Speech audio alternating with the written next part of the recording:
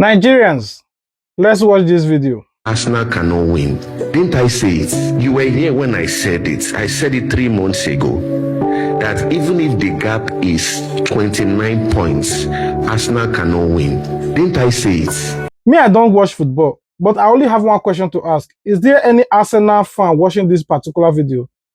Did Arsenal win the trophy? If yes, let us know. If no, let us know. Is the pastor prediction accurate? If yes, let us know. If no, also let us know.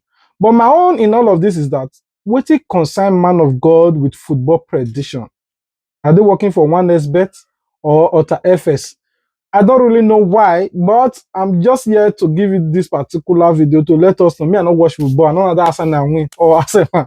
So I don't want to say Arsenal win so that the pastor prediction fail, or Arsenal did not win, their pastor prediction was right.